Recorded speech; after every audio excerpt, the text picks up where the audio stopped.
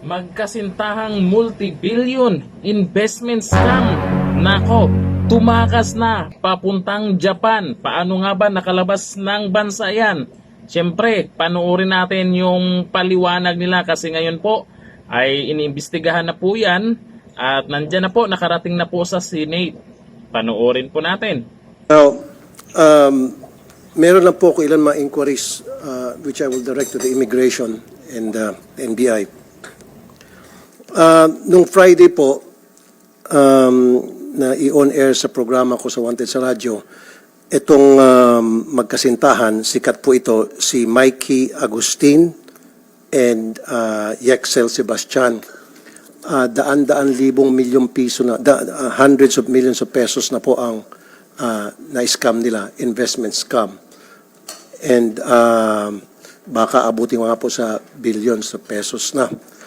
Na-announce ko na po ito sa radio ko, and then before sa radio ko, kumalat ito sa social media. Kanina po, meron akong kakilala na kasabay niya sa aeroplano itong dalawang magkasintahan, sakay po ng Cebu Pacific, going to Nagoya, Japan. Hindi ko alam kung ito'y tumatakas na or baka pupunta dun sa Nagoya para mag-recruit na naman ng mga investors.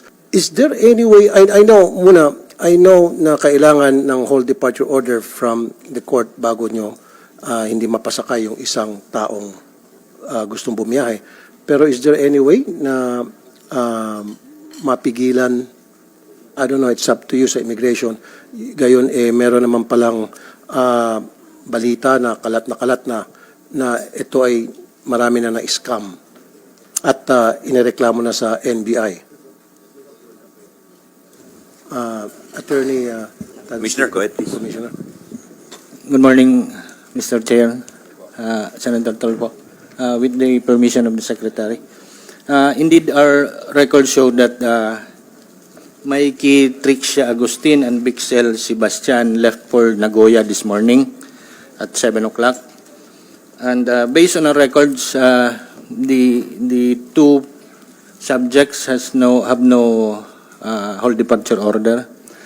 And in fact, they have no derogatory record based on our database. Other than a whole departure order that can be issued only by a regional trial court upon a case filed, the Department of Justice can also issue an immigration lookout bulletin, but there must be a complaint already filed with the prosecutor's office, or a precautionary hold order can be issued also by the court upon filing of the criminal complaint with the prosecutor's office. So, as of now, we have no reason to hold the departure of the two subjects. Okay, ito siguro tanong ko kay Secretary Remulla, kasi many years ago, I know na yung Secretary ng DOJ pwede mag-issue ng whole departure order, if I'm not mistaken, Secretary Remulla, upon the recommendation of the NBI dahil meron ng case na i-file against kung sino man yung mga tao na i-file po sa kanila. Sir, ang pwede lang ho namin gawin ay lookout bulletin lang po. Nagkaroon po ng kaso ito nung araw, nung panahon ni Secretary De Lima. At dumating po ito sa Korte Suprema. At hanggang lookout bulletin lang po ang aming pwedeng gawin. Kasi yung right to travel po yung ating tinitingnan. Ngunit kung gagawa po tayo ng batas na magkakaroon po tayo ng ibang pagsusuri sa mga taong may kaso o dapat kasuhan, maaari po nating panghawakan pa yung mga tao. Pero sa ngayon po, kailangan igalang po natin yung right to travel na sa saligang batas. Tama po. Kanina kausap ko nga po yung legis group ko para pag-aralan yung possibility na kapag halimbawa putok na sa social media, putok na sa buong bansa na ito'y marami na naloko, siguro payagan yung Secretary ng DOJ na magpalabas ng whole departure order kasi yung pagsampa ng kaso sa piskal, mahabang proseso yan, Mr. Chair, and then iraraffle pa yung papunta sa judge, makakatakas na nga yung manluloko. Kawawa po yung mga nabiktima po dyan. Kaya sa panahon po ngayon, ay marami na pong mga ganyan-ganyan. Bago po tayo maglabas ng mga pinaghirapan natin, alamin natin, kilalanin natin.